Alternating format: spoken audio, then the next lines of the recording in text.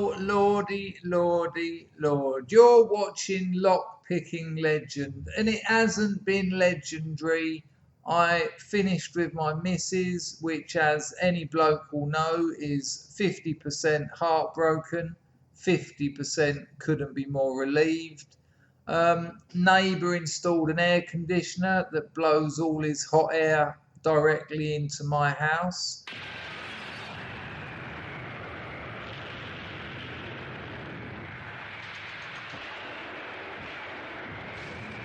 Thanks, mate.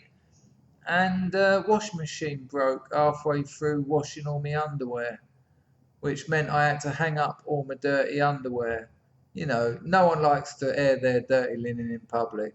But this isn't clickbait either. This is just more of my terrible week, because this isn't, like I say, this isn't clickbait. This is the worst lockpicking video ever.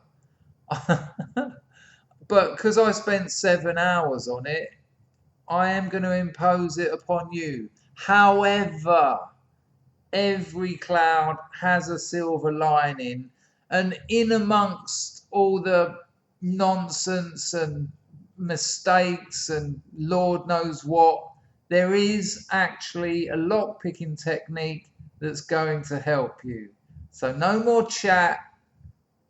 Let's do this.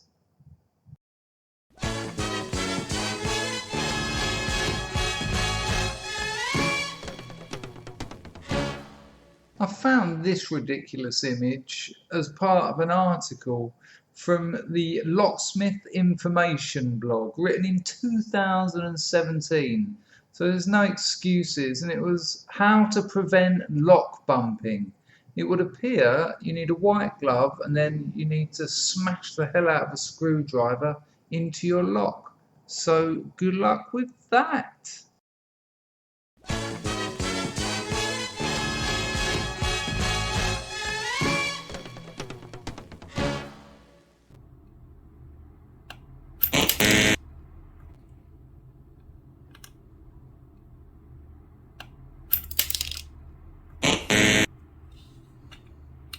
Right, so here we go. I had a mate ring me up, and by mate, of course, I mean pain in the arse. And he said, I've got one of those Federal TS 007 James Bond locks, and I'm having trouble with the anti-trap pins. Now, I don't know why they're called anti-trap pins. Surely they're trap pins, because if they were anti-trap pins, they wouldn't trap anything. If someone can clear that up in the comments, please don't bother. But I thought, well, you see, I've got one of these Federal TS 007s knocking about. I will use this excuse to make a video, lockpicking legend video, and show my little trick how you can quite easily bypass the trap pins. So after cutting my fingers to pieces, rummaging through about 20 zillion locks, I found my TS 007, and it was an absolute mess. It had pins missing. It was only a €0.5 anyway. All sorts of problems with it. Driver pins that I'd stuck in from other locks just to mess around, etc., etc. So I was going to actually pick the lock and demonstrate this technique. I couldn't do that. Now, you might think that's because you can't pick the lock. Well, if you think that, no worries, it doesn't matter, because you can try this technique if you've got one of these Federal TS 007 locks. So I cut the front off, as I always do, so I can show you. And here we go. Here is the cutaway, and you'll understand the technique, and give it a go. Let me know in the comments the results you had.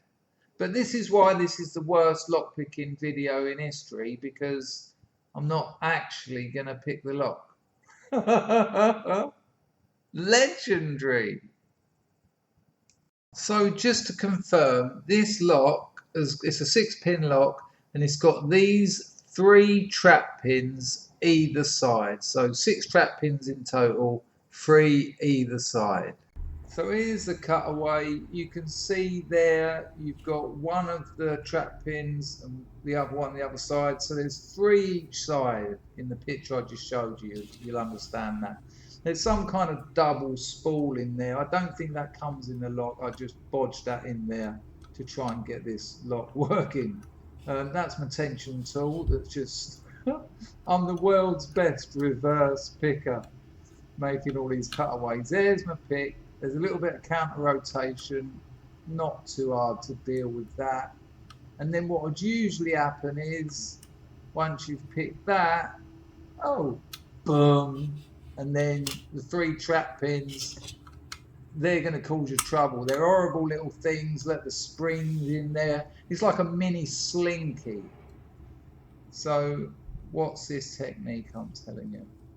Rather than turn it all the way to so the trap pin engages, just turn it a little bit in between the main pins and the trap pin. What's that? Multi-pick, flip it, plug spinner. Oh yes, get your plug. I've got about 50 blooper shots of this. Yeah, you've seen a couple already. Get your plug spinner in there and boom. Now, those trap pins will not go into, you've seen I've just dealt with them. Now, these 3 have, but it's just like when the pins go into the bottom of a normal keyway. End of a tension tool, push them out of the way. You don't need to pick those trap pins. You can use a plug spinner. And when the trap pins go into the bottom of the keyway, it's simple. You just put the end of a tension wrench in and you'll push all 3 out at the same time. There you go. I've got 3 in there again. Look. Well, I've got 1 in there now, but it's the same process. You can either use a hook like I am now or a tension wrench like I did last time. Push them out of the way and you've got your 360-degree turn. You don't need to pick your awful, horrible little trap pins, people. You can use a plug spinner. Incredible, legendary. Please do it. If you've got this lock, pick it, plug spin the trap pins, and let me know in the comments. Good Lord, we got there in the end. Give us a thumbs up. Tell us what you think in the comments. And if you're not subscribed, think about that. I usually do a video every Sunday, but I usually skip one as well every other Sunday. Take care. Bless you all. Ta-da!